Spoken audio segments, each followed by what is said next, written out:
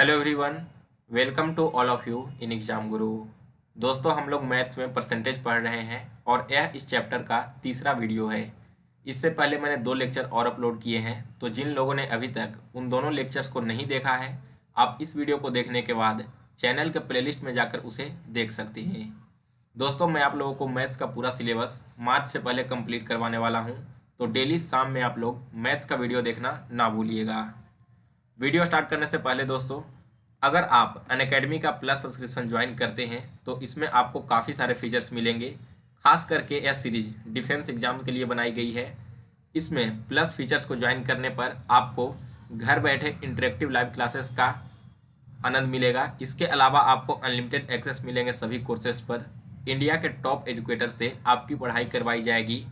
आपके regular doubt clearing sessions भी चलते हैं। इसके अलावा live test series, study materials PDF format में और इंडिया के टॉप मेंटरशिप्स और गाइडेंस आपको मिलने वाले हैं। दोस्तों, यहाँ पर डिफेंस के लिए एक बैच स्टार्ट किया गया है। इस बैच का नाम है वज्र। यह खास करके एनडीए एग्जाम 2021 के लिए तैयार किया गया है। यह बैच 11 जनवरी से स्टार्ट हुआ है और 30 मार्च तक चलने वाला है। दूसरा बैच है इंदिरा बैच। यह बैच खास करके एयरफोर्स, एक्स और वाई ग्रुप और नेवी एग्जाम के लिए लाया गया है, जो 12 जनवरी 2021 से स्टार्ट हो रहा है और 10 अप्रैल 2021 तक चलने वाला है। इसमें आपको अलग अलग फैकल्टी से सारे कोर्सेज कंप्लीट करवाए जाएंगे। इन सारे बैचेज को ज्वाइन करने के लिए लिंक डिस्क्रिप्शन बॉक्स में दिया गया है। तो जैसे ही आप वहां क्लिक करोगे तो आपके सामने कुछ ऐसा पेज ओपन होगा गेट सब्सक्रिप्शन का, तो आपको इस पर क्लिक कर देना है। इस पर क्लिक करने के बाद आपके सामने कुछ इस तरह के प्लान खुल जाएंगे। तो आपको जो भी अपने सुविधा अनुसार सही लगे उस प्लान को चूज कर लीजिए। और यहाँ पर एक रेफरल कोड डालने का ऑप्शन आ रहा है। तो अगर आप इसमें एग्जाम गुरु 10 डालते हो तो सारे कोर्सेज पर आपको 10% का छूट मिलेगा। तो आप यहाँ से अपने हिसाब से कोई भी एक कोर्स परचेज कर लेना।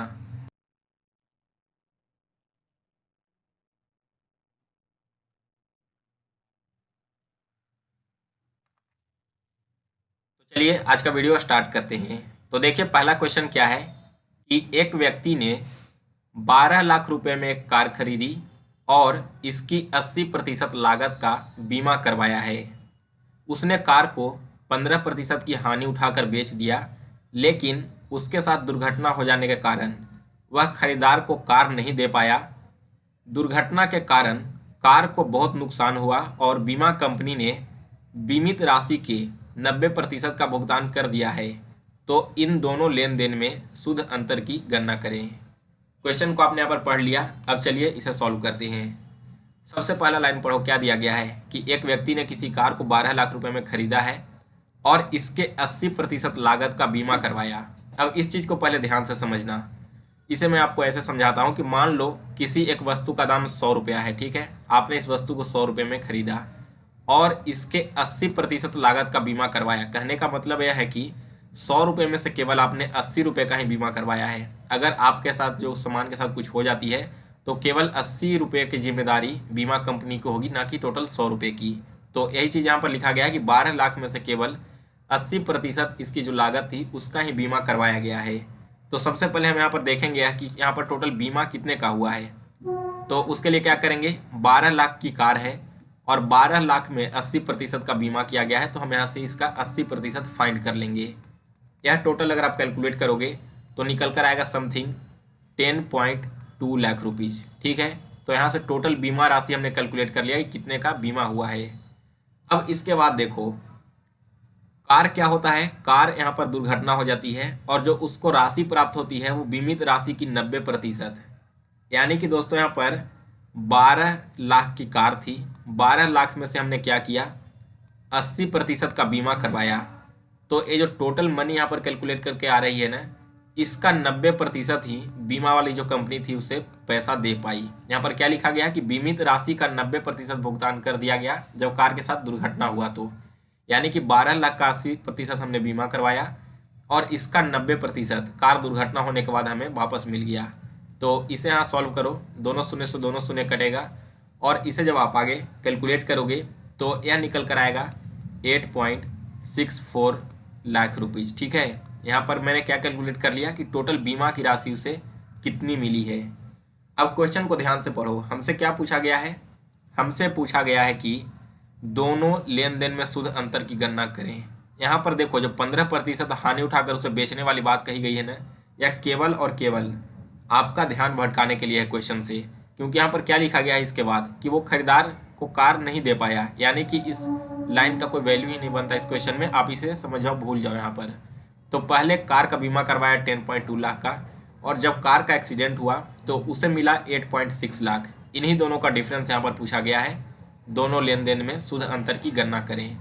तो 10.2 में से 8.64 लाख को आप माइनस कर दो तो ये निकल कर आ जाएगा 1.56 लाख रुपीज। इस क्वेश्चन का करेक्ट आंसर है 1.56 लाख। सो गाइस, आशा करता हूँ कि आपने इस क्वेश्चन को बिल्कुल अच्छे से समझ लिया होगा। तो चलिए हम आगे बढ़ते हैं अब अपने अगले क्वेश्चन की ओर।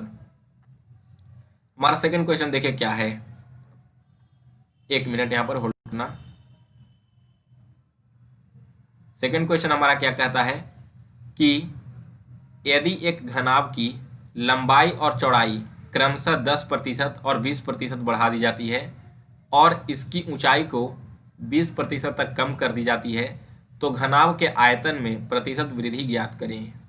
एक घनाभ है, यानी कि क्वाड दिया गया है एक हमें, और कहा क्या गया है कि इसके लेंथ को हमने क्या किया, 10% बढ़ा दिया। इसका जो ब्रेथ है इसे हमने 20% बढ़ा दिया, और इसकी हाइट जो है इसे हमने 20% कम कर दिया है। तो इसके वॉल्यूम में क्या डिफरेंस आया है वही आपको फाइंड करना है। मानकर चलो कि पहले इसकी लंबाई थी 100, इसकी चौड़ाई भी थी 100, और इसका हाइट यानी कि ऊंचाई भी 100 था। तो अब नया लंबाई क्या होगा, जो नया लेंथ है वो 10% बढ़ा के हमें लिखना है, यानी कि न्यू जो इसकी लेंथ हो गई वो है 110%, और इसकी जो नई चौड़ाई है वो क्या है, 20% तक बढ़ाया हुआ है, यानी कि यह हो जाएगा 120। लेकिन इसकी ऊंचाई को 20% कम कर दिया जाता है, यानी कि 100 में से 20% हम कम करेंगे तो हो जाएगा 80। अब हमसे पूछा गया है कि दोनों जो वैल्यूज यहाँ पर है, जो पहले इसका वैल्यू था और जो बाद में वैल्यू निकल कर आया है, इन दोनों के वॉल्यूम में डिफरेंस ज्ञात कीजिए। तो पहला वॉल्यूम क्या हो जाएगा, L into B into H. That means 100 को यहाँ पर 100 से और 100 से दोनों से मल्टीप्लाई करेंगे तो क्या होगा, जितना शून्य है वो यहाँ पर पुट कर दीजिए, यानी कि 1 पर 6 शून्य। और दूसरा वॉल्यूम क्या हो गया, ये हमारा हो गया यहाँ पर वॉल्यूम 1। वॉल्यूम 2 अगर हम निकालेंगे तो ये भी L into B into H होगा। तो यह हो जाएगा 110 गुना 120 गुना 80। इसे आप कैलकुलेट करना, तो यह कैलकुलेट करके होगा 1056, और इस पर 3 शून्य लगेंगे। यहाँ पर पहला वॉल्यूम हमने फाइंड कर लिया और दूसरा वॉल्यूम हमारे पास निकल कर चला आया है। दोनों के डिफरेंस का परसेंटेज निकालना है। सबसे पहले इसे छोटा करो, देखो 3 शून्य से इसका 3 शून्य कैंसिल हो गया ना, तो हमारे पास क्या बच गया, पुराना वाला वॉल्यूम है 1000 और नया वाला वॉल्यूम है 1056। दोनों का डिफरेंस हम निकाल लेंगे तो 1000 और 1056 का डिफरेंस होता है 56। ठीक है, डिफरेंस हमें मिल गया। तो डिफरेंस प्रतिशत क्या होगा, डिफरेंस परसेंटेज अगर हम फाइंड करेंगे तो 56 ऊपर होगा, और नीचे देखो क्या लिखना है, नीचे हम लिखेंगे 1000। मैंने आपको पहले लेक्चर में ही बताया था कि जिसके अकॉर्डिंग हमें परसेंटेज को फाइंड करना होता है वो हमें नीचे लिखना होता है। तो परसेंटेज हमें फाइंड करना है वॉल्यूम 1 के अकॉर्डिंग, सो वॉल्यूम 1 हमने नीचे लिख दिया, और परसेंट निकालना है तो 100 से तो गुना करना ही पड़ेगा। अब इसे काटिए तो दोनों शून्य से दोनों शून्य कैंसिल होगा, और 5 6 इससे 10 से डिवाइड कर देना है 56 को 10 से, तो यह समथिंग हो जाएगा 5.6। और इसे अगर आप फ्रैक्शन में करोगे तो यह होगा 5 फ्रैक्शन टू द 3/5%, यानी कि इस क्वेश्चन का ए ऑप्शन करेक्ट आंसर है। चलिए अब अगला क्वेश्चन देखते हैं। तो अगला क्वेश्चन है क्या है, अगला क्वेश्चन कह रहा है ए बी से 20% अधिक है, बी सी से 25% अधिक है, इसी प्रकार सी डी से 60% कम है, और डी ई से 20% अधिक है। तो ऊपर दी गई जानकारी के अनुसार निम्नलिखित में से कौन सा स्टेटमेंट सही है। क्वेश्चन पढ़ लिया आपने, एक बार फिर से इस क्वेश्चन को समझने की कोशिश करो, उसके बाद हम इसे सॉल्व करेंगे। क्वेश्चन में क्या दिया गया है कि ए बी से 20% अधिक है, जबकि बी सी से 25% अधिक है। इसी प्रकार से सी डी से 60% कम है, और डी ई से 20% अधिक है। तो इनमें से आपको बताना है कि कौन सा स्टेटमेंट सही होगा।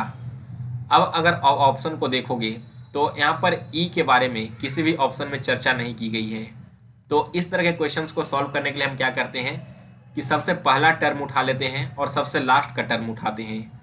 तो लास्ट का टर्म ई है, लेकिन ई के बारे में कहीं भी ऑप्शन में नहीं दिया गया है, तो हम क्या करेंगे सेकेंड लास्ट यानी कि डी को यहाँ से उठा लेंगे। अब देखो मान कर चलो यहाँ पर लेट डी का वॉल्यूम है जो यहाँ पर वैल्यू दिया गया है वो क्या है 100 है।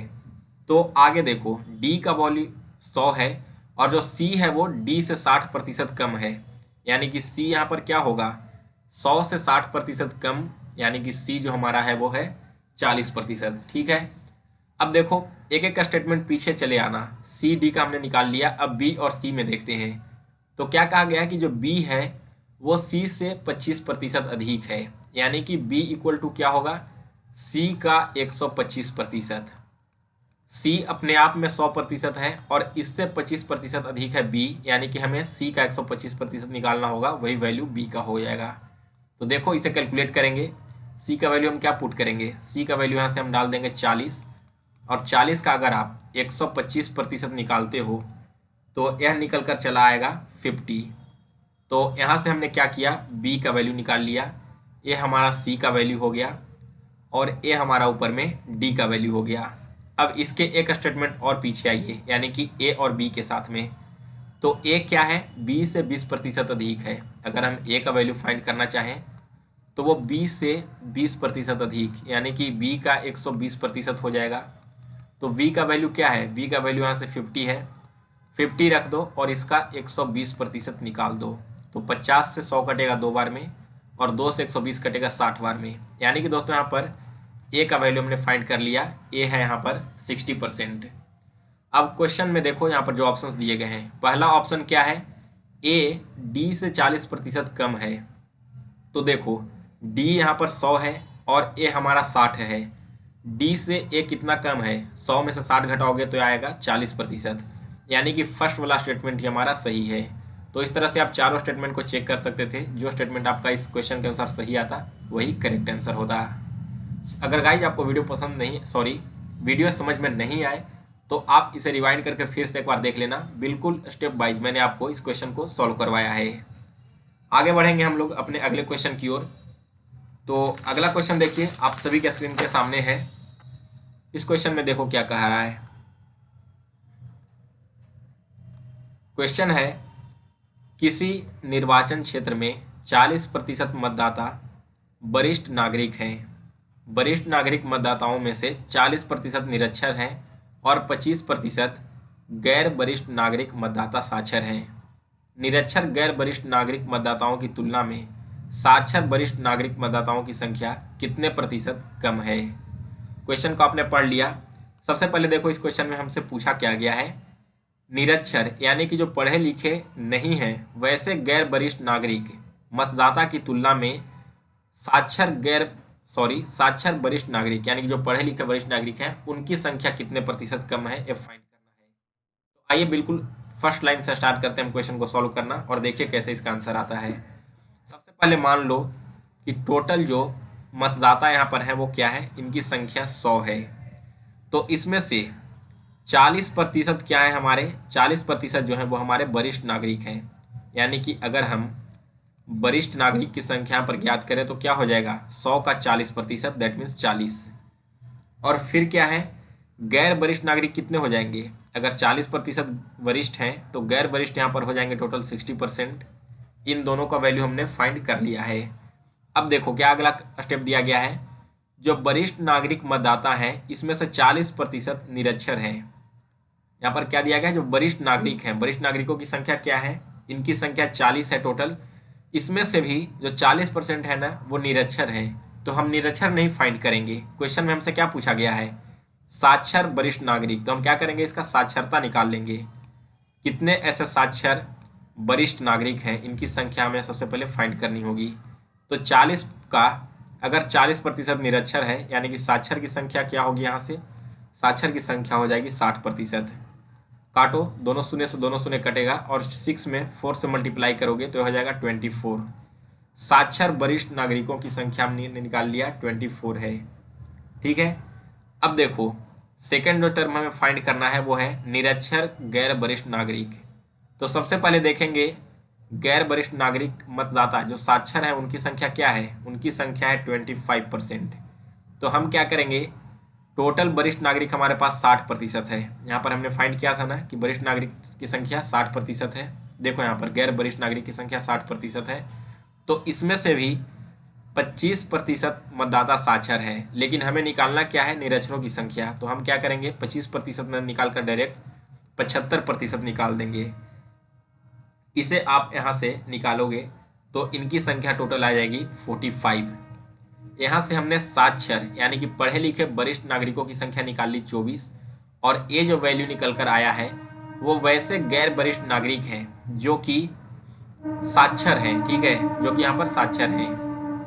अब इन दोनों का डिफरेंस हमें फाइंड करना है। तो 45 और 24 का डिफरेंस क्या होगा, इन दोनों को घटाओगे तो इसका डिफरेंस होगा 21, और परसेंटेज फाइंड करना है ना, यानी कि 100 से मल्टीप्लाई करेंगे और डिवाइड कर देंगे 45 से, क्योंकि हमसे पूछा क्या गया है, निरक्षर गैर वरिष्ठ नागरिक की तुलना में। तो निरक्षर गैर वरिष्ठ नागरिक यही हुए ना टोटल, इनकी तुलना में फाइंड करना है, तो 45 से हमें डिवाइड करना होगा। इसे काटो तो 3 से 7 बार में, और ये 3 से 15 बार में, 5 से 3 बार में फिर से कटेगा, और 5 से 20 बार में कटेगा। तो इसे कैलकुलेट करने पर टोटल ऊपर में आ जाएगा 140 और नीचे आ जाएगा 3। सॉल्व करोगे इसे तो इसकी संख्या आएगी टोटल 46.67% के समथिंग। ठीक है, इस क्वेश्चन का करेक्ट आंसर है 46.67। आप इसे यहाँ पर फ्रैक्शन में कर लेना। सो गाइस, ये 4 इंपॉर्टेंट क्वेश्चन थे परसेंटेज चैप्टर से जो मैंने आज आपको करवाया है। इसमें और भी बहुत सारे इंपॉर्टेंट क्वेश्चन अभी बचे हुए हैं जो आगे आने वाले दिनों में आपको करवाने वाला हूँ। तो अगर आपको आज की वीडियो पसंद आई हो तो इसे लाइक और शेयर करें, और अगर आप इस चैनल पर नए हो तो इसे सब्सक्राइब कर बेल नोटिफिकेशन को ऑन कर लें।